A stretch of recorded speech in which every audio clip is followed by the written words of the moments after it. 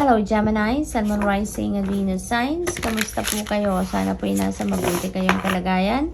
Welcome back po sa Star Tarot. Kung bago kayo dito, welcome din kayo. Thank you sa inyong support. I truly appreciate it. God bless you all po. Tingnan natin ang mga messages ninyo for today. Kung na mensahe ninyo ay 6 of Swords. Ayan. So, there is travel, no? Definitely, may napipintong pagbabiyahe dito ang iba sa inyo. Gemini. And kung saan kayo patungo, doon kayo magsisimula ng bagong buhay. Now, you're about to start a fresh life dito. New beginning, no? Ang naghihintay sa inyo dito, Gemini, sa kung saan man kayo papunta dito sa pagbabiyahe ninyo. Kaya mag-iingat kayo, no? It feels like this is the best decision that you can do, no? Sa ngayon, dahil kung saan kayo nanggagaling dito, maaaring hindi na kayo masaya dyan, stressed out kayo, hindi, yung sitwasyon ninyo is hindi na nakakatulong, no? Hindi na nagdudulot ng positibong epekto sa inyo, kaya aalis na kayo dyan. Kaya you are heading towards something else, no? Something new sa buhay ninyo or a new place then para nang sa gayon makapagsimula kayo ng bagong buhay na sa tingin ninyo dito kayo mas maging masaya, dito ninyo mararamdaman ang fulfillment, ang harmony na hinahanap ninyo, ang peace, no? So good luck to you, Gemini. That's good, that's good move. What else? We have Queen of Swords. Ayan. So ipaglaban ninyo kung ano ang para sa iyo. Ipaglaban ninyo kung ano yung karapatan ninyo, what you deserve, yung ganon. Kung ano ang para sa iyo, go for it, Gemini. No?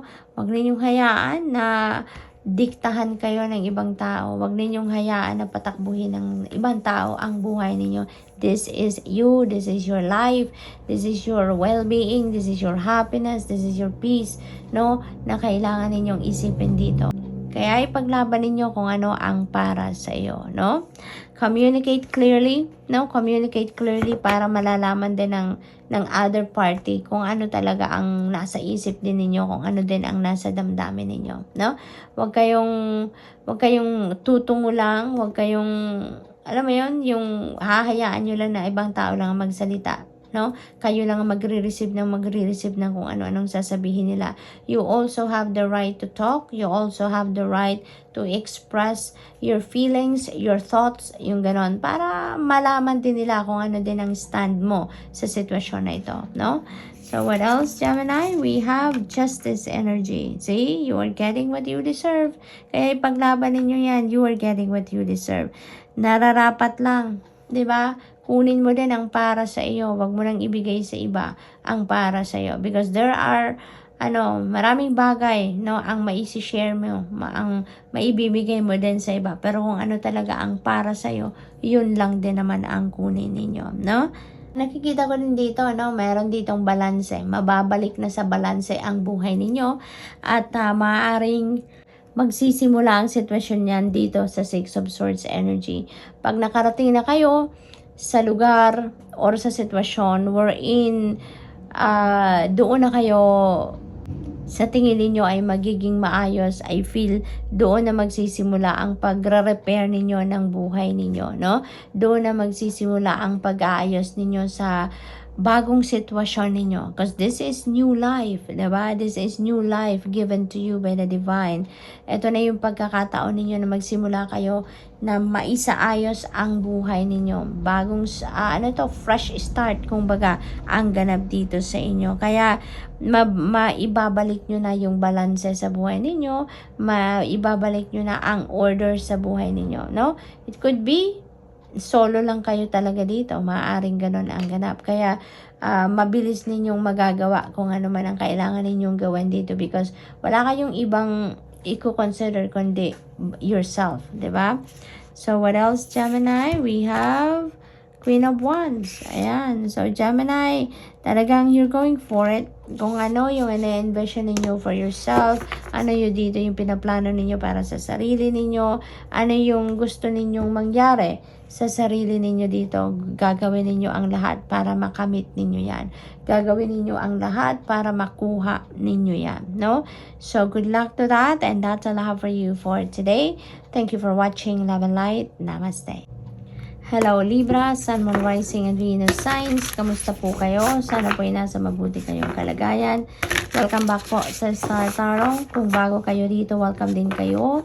Thank you sa inyong support. I truly appreciate it. God bless you all po. Tingnan natin ang mga messages ninyo for today. Libra, unang mensahe po ninyo ay Four of Swords. Ayan, pagod na si Libra. Pero parang go pa rin kayo, Libra. Napakatyaga ninyo, napakasipag ninyo. Kaya kahit exhausted na kayo, go pa rin kayo. Pero ang panawagan sa inyo dito, teka lang muna Libra. It's about time na mag-step back ka muna sa kahit ano man ang pinagkakaabalahan ninyo. Kasi parang nananawagan na din ang katawan ninyo na huminto na muna kayo. Magpahinga na muna kayo, no? Maaring ang iba sa inyo dito nakakaramdam na ng pananakit ng katawan, no? Pananakit ng tiyan, paa, likod, ulo, no? Or ano pang parte ng katawan ninyo ang maaaring, alam mo yan, nagsisignal na sa inyo. Yung mga pananakit ng katawan natin, that is a signal, no? That is panawagan na ng katawan natin na tama na muna Libra, asikasuhin na muna ang inyong kalusugan, ang inyong well-being, ang inyong sarili, no? Kasi maaring tinodo nyo naman, no? Tinodo nyo naman ang effort ninyo. Maaring hindi na kayo nakakatulog ng maayos, hindi kayo nakakakain ng maayos because you are always preoccupied. So, syempre, priority ninyo, matapos muna ang inyong ginagawa, no? Maghanap buhay muna, magtrabaho muna, maaring puro ganon at walang balanse, no? Sa sarili ninyo. Kaya ngayon, maaring nakakaramdam kayo ng mga pananakit ng ibang parte ng katawan ninyo, and that is your body calling on you to rest. No? So, yun din ang reminder sa inyo ni Four of Swords energy. Magpahinga muna kayo, Libra. It's about time to step back a little. Mag-take a breather muna kayo. And then mag-rejuvenate, mag-recuperate, mag-recharge muna kayo ng inyong katawan so that you can get back to the center. Maibabalik ninyo ang lakas ng inyong pangangatawan, ang health ninyo. No? Yun muna ang maasikaso ninyo sa ngayon. At nang sa gayon, ma-perform ninyo ang lahat ng kailangan ninyong gawin, 'di ba? Kung malakas ang inyong pangangatawan, if you are healthy, if you are in good shape, walang problema. Even if your plate is too full, kayang-kaya ninyong gawin yan lahat. Kayang-kaya ninyong i-manage yan because malakas kayo, no?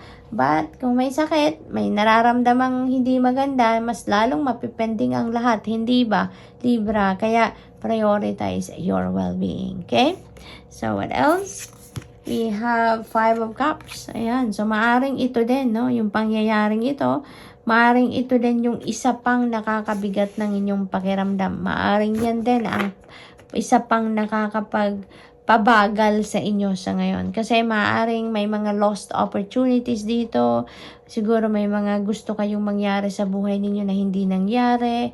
Or meron siguro kayong may nawala sa inyo. It could be a person. Maybe you lost someone dito in separation. Maaring ganon or in any way, no?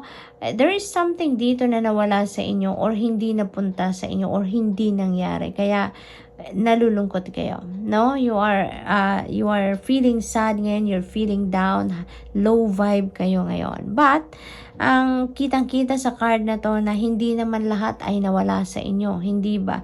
This is Five of Cups, may 5 cups dyan, 3 lang ang na-spilled, walang laman na yung 3, at meron kayong 2 natitirang full, no? Pero hindi ninyo nakikita, hindi ba? Dahil nakafocus kayo dito sa 3 cups na wala ng laman. So, you are dwelling on what you don't have or what you have lost dito, no? And dead man ninyo yung kung ano ang meron kayo. Hindi ninyo nabibigyan ng panahon or oras yung kung ano ang meron kayo sa ngayon. Anong blessings ang meron kayo right at this time. Kaya yun ang panawagan sa inyo ng card na to, no, ng energy na to, na don't dwell on what you don't have or don't focus on what you have lost already. Focus kayo sa kung ano ang meron kayo dahil dyan, meron kayong magagawa. Doon sa nawala, it's gone.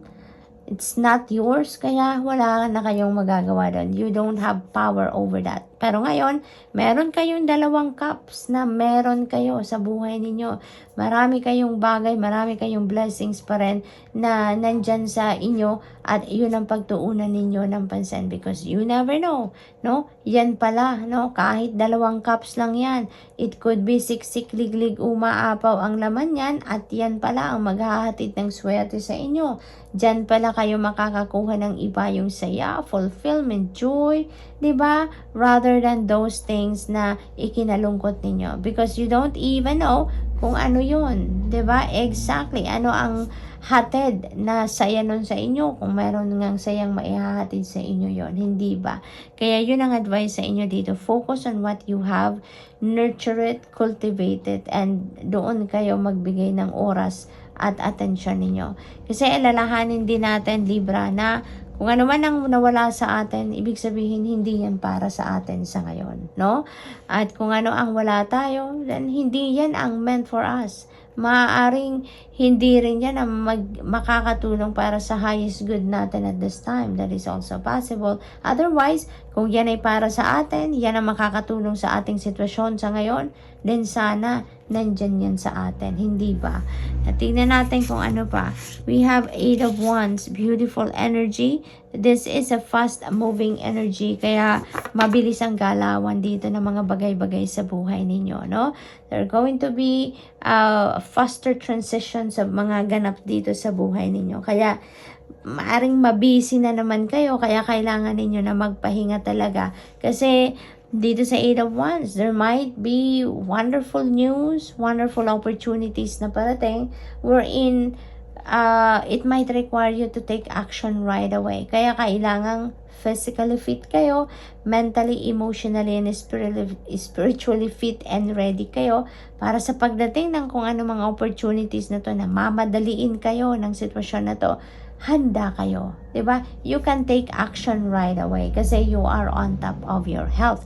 You are healthy, malakas kayo, may focus kayo, may concentration kayo, yung ganon. So, you need to be ready, okay? So, there's also travel energy dito, Libra. Maaring ang iba sa inyo may travel plans din and that might be done around this time.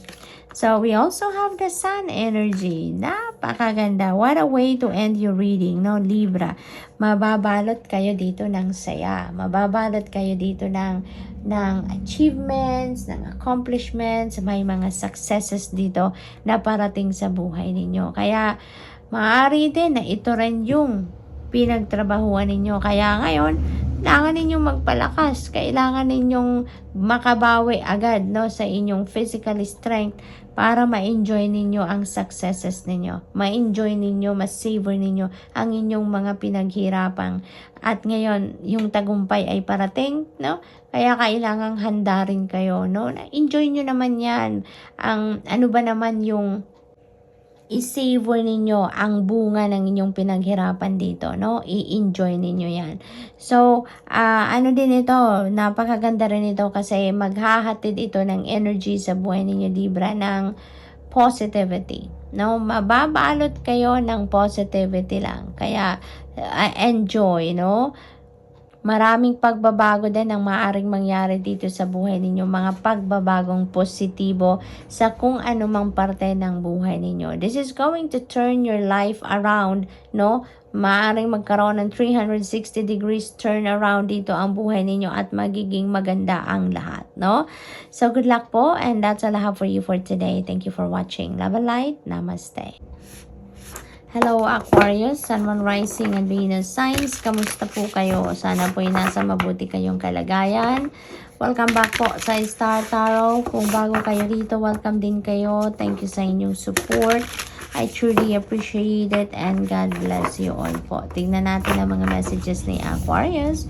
Paunang mensahe po ninyo ay Broom. Ayan, it's time to declutter your life. Aquarius, it's time to release anything and everything that doesn't serve your highest good anymore, and so that you can make room sa sarili ninyo, so that you can welcome newness, new situation, new experience, new people, no, that is going to be in support sa inyong soul's growth, no, sa inyong purpose in life, yung ganon. Kaya panahon na ngayon para mag-reflect kayo, no? Mag-reflect kayo, tignan ninyo, figure out what are the things na kailangan ninyong i-let go na. Ano ba yung mga bagay-bagay na hindi naman kailangan sa buhay ninyo, and let them go, no? It's time to release. It's time to purge. What else for Aquarius? We have Ace of Cups. Napakaganda. This is a new beginning energy, no? This is new beginning energy. Meron dito mga bagong simula, no? Bagong simulain kayo sa buhay ninyo na gagawin ninyo sa ngayon. At it could be in different areas of life ninyo na pagbabagong ito, Aquarius, na magaganap, but definitely this is blessings na ipapadala sa inyo na magbubukas ng bagong pagkakataon sa buhay ninyo, na magsimula kayo ng bago, makapag-reset kayo ng buhay ninyo dito, no? Aquarius, maaari din na magsisimula kayo talaga dito, no? Kailangan ninyong gawin ito, makapag-declutter kayo ng buhay ninyo, matanggal na ang mga basura sa buhay ninyo, para you have so much room to welcome these blessings, no? Maraming parating sa inyo, kaya kailangan ninyo na magkaroon ng space sa buhay ninyo ang mga pangyayaring ito, ang mga bagay na to, no? Kaya it's a must, no? It's a must na maglinis kayo, mag-release kayo ng hindi nyo naman kailangan na, okay? At magiging masayang-masaya kayo around this time, Aquarius, no? Kung ano man ang mga biyayang parating na to, that is going to be sent to you in abundance, no?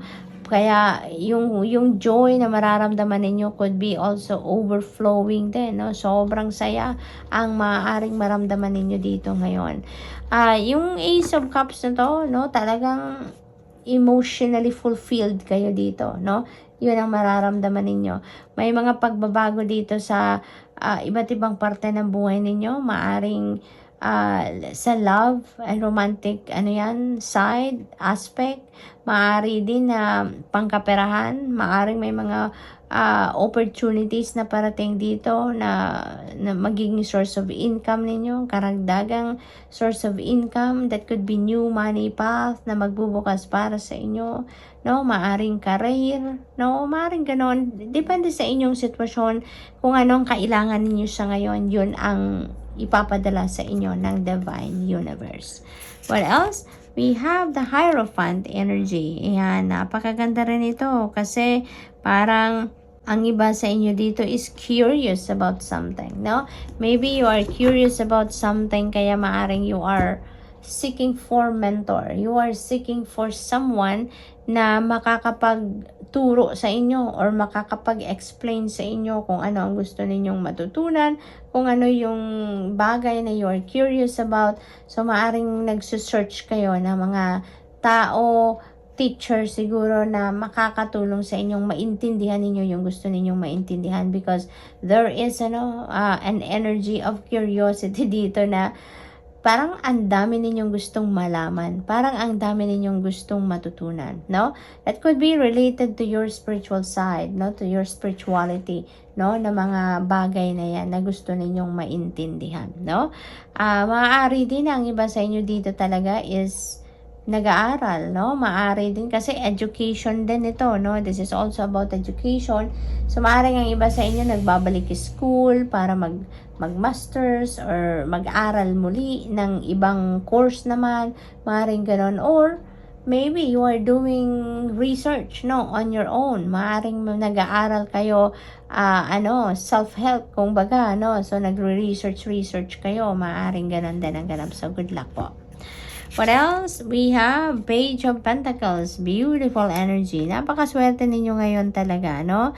Si Page of Pentacles kasi this is an energy of good news, no? Of wonderful news regarding opportunities, no? Na pagkakaperahan ninyo or opportunities na maghahatid sa inyo ng financial abundance and prosperity, no? Kaya this could be related to career, opportunity, trabaho, mga loans, trabaho, loans sa bangko siguro, no? Kasi maaaring nag-a-apply kayo for grant or capital para sa pagnenegosyo, no?